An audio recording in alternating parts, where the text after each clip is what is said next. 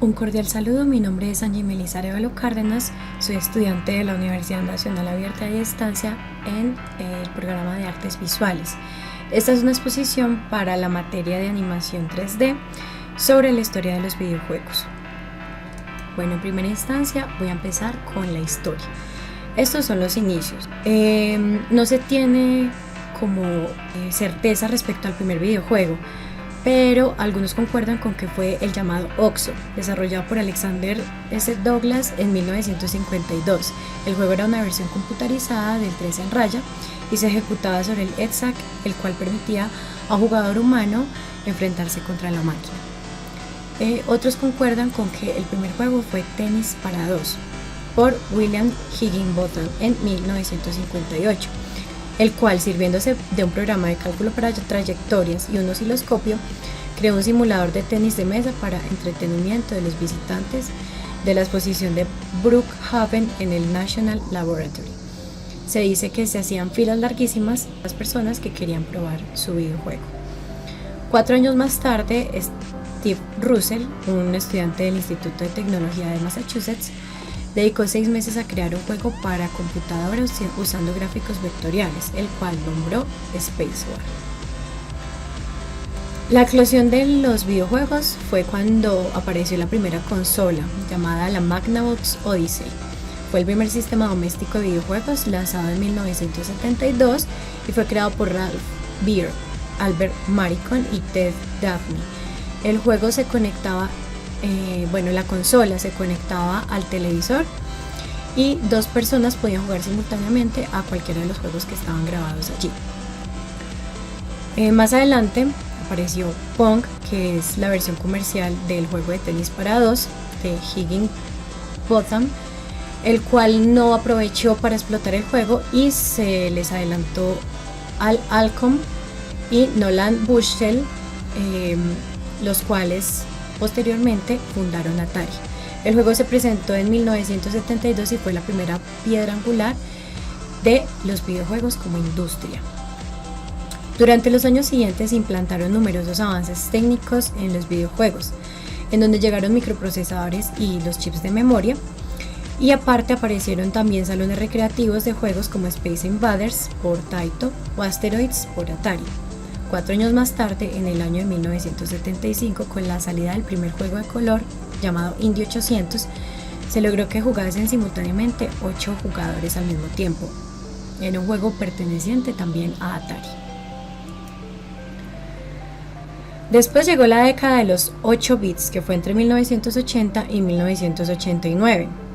Durante los primeros años llegaron al mercado de las consolas domésticas sistemas como Odyssey de Philips, Intellivision de Mattel, ColecoVision de Coleco, Atari 5200 de Atari, Commodore 64 de Commodore y TurboGrafx de NEC.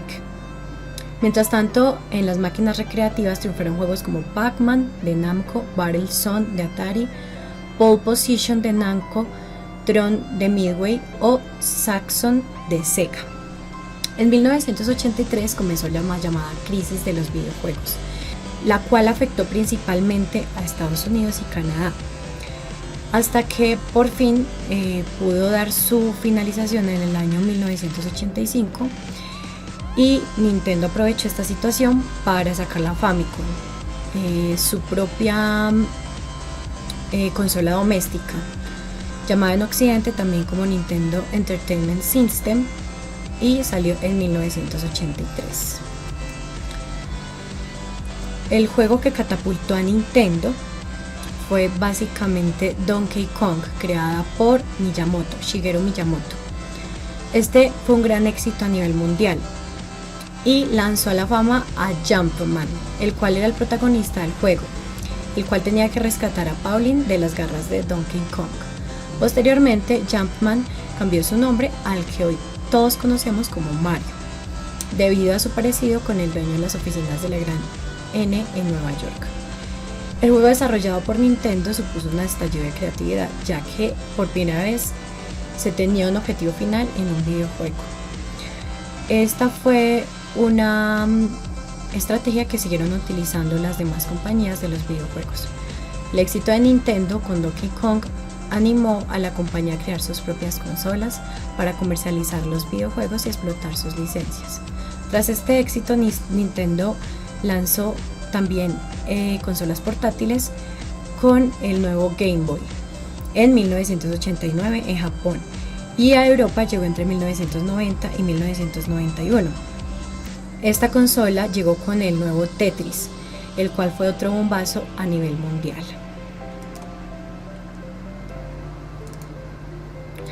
Después de todas estas sucesos, llegó las consolas de 16 bits a principios de los años 90, en el cual se dio un importante salto técnico gracias a la competición de la llamada generación de 6 bits, compuesta por Mega Drive, la Super Nintendo Entertainment de Nintendo, la PC Engine de NEC, conocida como TurboGrafx en Occidente, y la CPS Challenger de Capcom.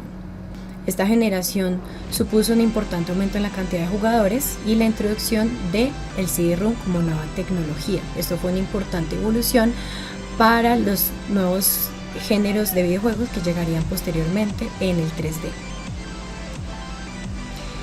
En estos años también se daría la primera guerra entre consolas, la cual se dio entre Nintendo y Genesis. Desde comienzos hasta mediados de la década de 1990 se lanzaron una gran cantidad de juegos populares en ambas consolas, como Street Fighter y Mortal Kombat, el archiconocido juego de lucha, ambos con bastante violencia para la época. En respuesta a estos juegos violentos, Sega creó el Consejo de Clasificación de Videojuegos en 1993 para poder proporcionar un etiquetado descriptivo a cada tipo de juego vendido por la consola doméstica. Más tarde, el consejo dio origen a la Junta de Clasificación de Software Entertainment, la cual todavía se utiliza hasta el día de hoy para calificar los videojuegos según su contenido. Entonces son las que podemos ver aquí al lado izquierdo, que es para los más jóvenes, para todos, público en general, para mayores de 10 años, para los jóvenes, para los mayores de 17, 18 y así. Mediados de la década de 1990, los videojuegos saltaron a la pantalla grande con el lanzamiento de varias películas. Primero con Super Mario Bros. En 1993, películas como Tomb Raider, Resident Evil, Silent Hill, entre otras, con un catálogo de juegos mucho más grande, un precio más bajo y un mejor marketing. La Genesis había superado a SNES en Occidente, y SNES y Sega no pudo encontrar un éxito similar en Japón.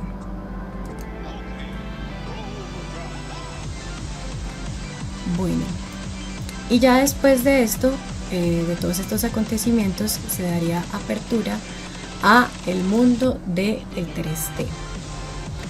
Sus inicios son los siguientes. Ya en este punto nos encontramos en los años 90, a finales de los años 90. Ya se ha dejado atrás la edad dorada del arcade y la hegemonía del 2D por las máquinas de los 8 y 16 bits. El polígono ya empezaba a ser una realidad y la industria se adaptaba a ella. Se adaptaba o se quedaba atrás y moría, como veremos a continuación. Saber cuál fue el primer videojuego en 3D abre camino a diferentes debates, debido a que se utilizaron muchas técnicas para dar a entender al jugador que se encontraba en un escenario en 3 dimensiones. Se generaron muchas dudas respecto al tema, sin embargo, vamos a recorrer el pasado en búsqueda de esta respuesta. Todo empezó con los vectores, por un videojuego llamado Maze War. Fue el primer videojuego en usar 3D, entre comillas, en 1974 por Steve Colley, ya que consistía en caminar por una especie de laberinto en búsqueda de otros jugadores con la finalidad de dispararles y así obtener puntos. El detalle fue que no se trataba de un videojuego en 3D con entornos en 3 dimensiones. Se hacía más bien un uso de vectores, los cuales colocados en cierta posición se causaba este efecto en 3 dimensiones. Pero aunque esta técnica fue utilizada en muchos otros videojuegos y fue mejorada, no es como tal un entorno en 3 dimensiones. Juegos como Battlezone desarrollado por Atari en 1980, es otro ejemplo de esta técnica.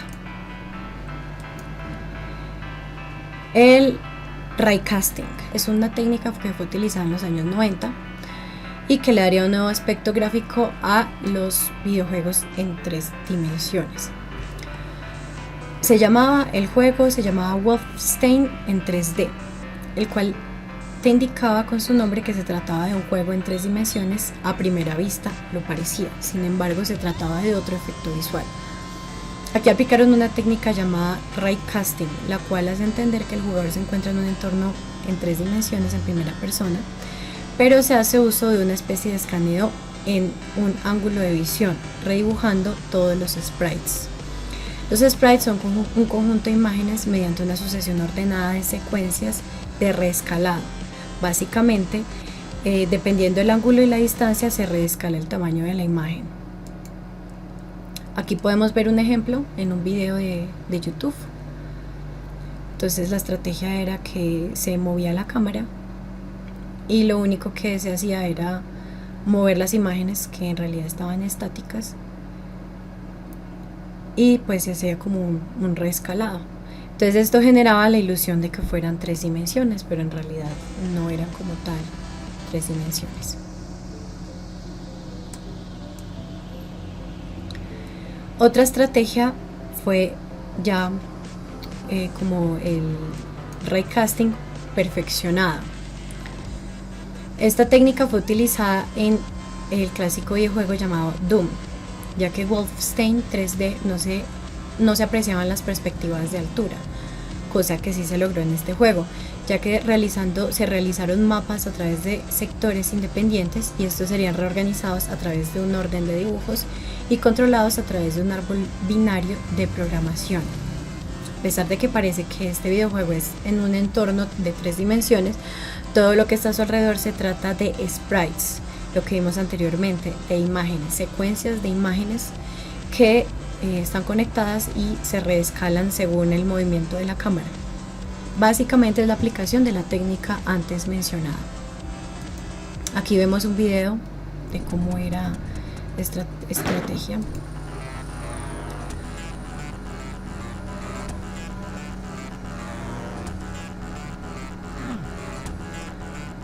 Básicamente se generaba como ese efecto de 3 dimensiones, y los personajes y algunos objetos del mapa eran dibujos en 2 dimensiones. Pero bueno, estos fueron como tal los inicios y la estrategia del raycasting.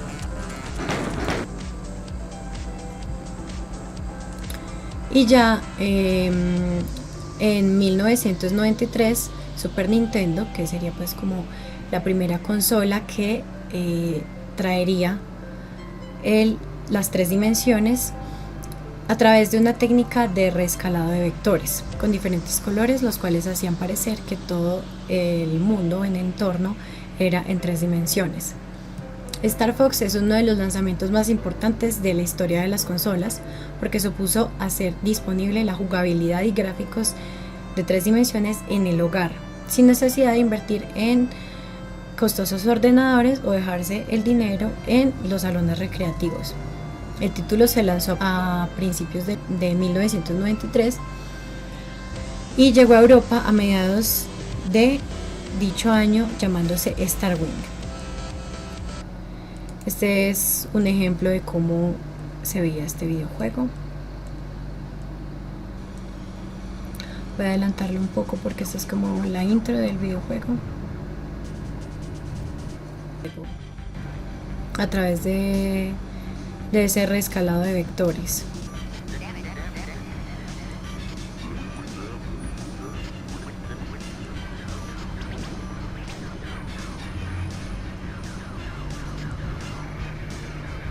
Básicamente eran naves que se movían en un entorno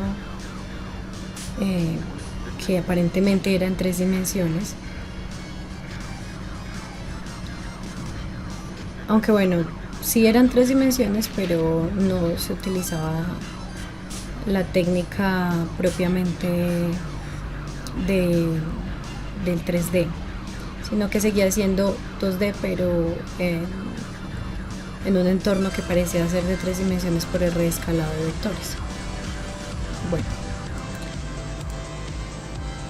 y ya entramos en los que sí serían considerados como mundos en 3 dimensiones, que ya se vendría a utilizar la técnica de mapeado a través de polígonos.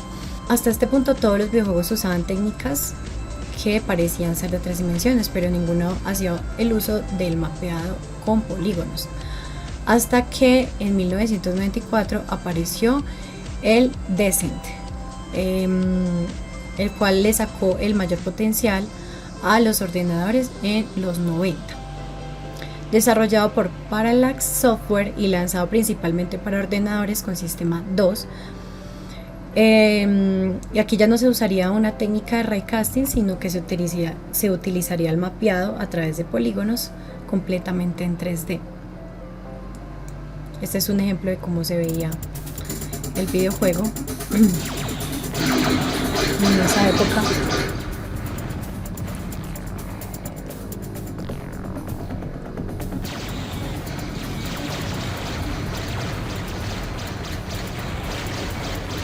Aquí ya se ve el uso del mapeado poligonal, ya se empieza a ver de verdad el 3D.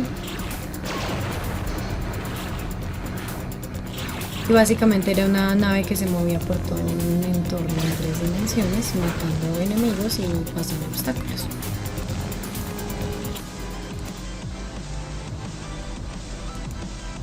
Otras versiones dicen que el primer juego en 3 dimensiones fue el Virtua Fighter, el cual apareció en 1993 en recreativas japonesas. Con un plantel de personajes rico y diverso, hecho enteramente con polígonos que podían moverse por el escenario en toda dirección,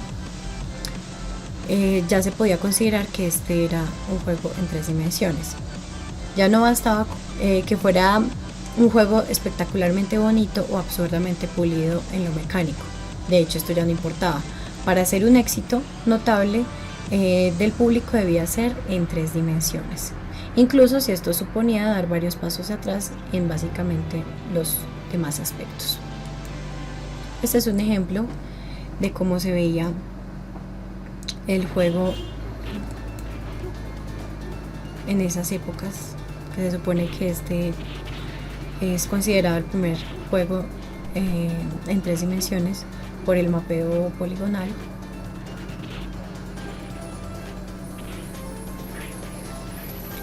Ya podemos ver que los personajes se pueden mover en toda dirección, de arriba para abajo, de un lado para otro. Y básicamente utilizaba la misma mecánica de juego del Street Fighter y el Mortal Kombat. Bueno, esto es como una muestra de cómo se veía el juego, el Virtua Fighter. Y ya estos dos juegos fueron como la piedra angular para empezar a traer avances en cuanto a iluminación y gráficos como tal en 3 dimensiones. El primer juego que mejoraría su técnica fue Quake en 1996, desarrollado por Software y lanzado en este año. En Quake se introdujo por primera vez la iluminación para objetos dinámicos y estáticos, haciendo un uso de su entorno para dar un aspecto visual de excelente calidad. Por tal motivo, muchos lo consideraban como el primer juego de verdad en ser completamente 3D. Desde ese momento, muchos videojuegos empezarían a usar el 3D, con un entorno lleno de polígonos y con libertad de movimiento, hasta llegar a los gráficos casi realistas que conocemos en la actualidad. Este es como un ejemplo de cómo se veía el juego. Bueno, este es básicamente una review del juego. Ya se puede ver una mejora en efectos, en texturas, en luces, cosa que no teníamos antes en los juegos anteriores. Y ya hay una verdadera interacción del personaje con el entorno. Ya el entorno no es solamente un obstáculo estático, no, aquí ya se puede saltar, se puede mover a través de todo el mapa e interactuar verdaderamente con todos los objetos.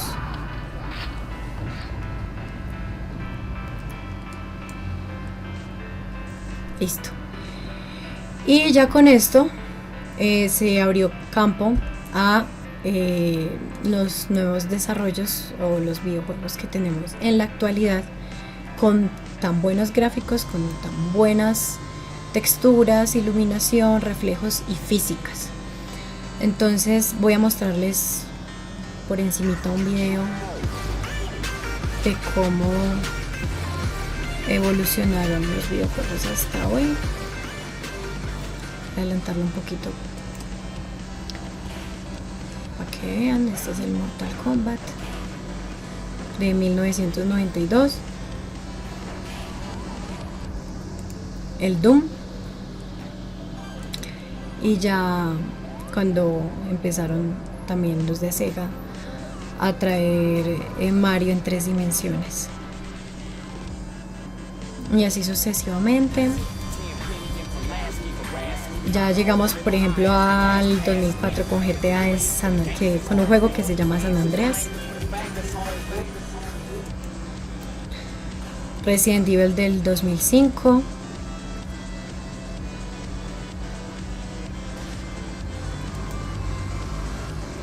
Mass Effect 2 del 2010, que ya se ve muchísimo mejor todos los efectos. Y por aquí ya empezamos con el realismo. 2012. A partir del 2000 empezaron los videojuegos que se veían muy realistas. Vamos a adelantarlo un poquito. Ya aquí nos pasamos al 2017 con La Leyenda de Zelda.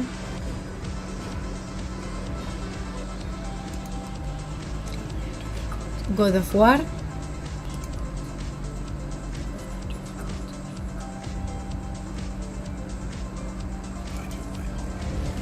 El cual ya tenía muy buenas gráficas, muy buenas texturas, muy buenos efectos, luces, mecánica.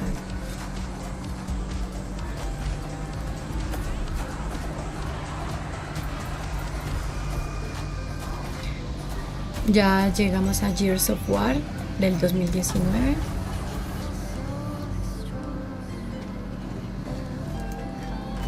The Last of Us del 2020. The Last of Us 2, el cual ya se le ven los rostros muy realistas, los detalles, las texturas, las luces, y ya se utilizan otras técnicas para el 3D. He visto que utilizan sensores en cada parte del cuerpo, el rostro, utilizan también un escaneo de los movimientos, bueno, otro montón de técnicas que ya se utilizan en la actualidad para los videojuegos y que generan un gran nivel de realismo.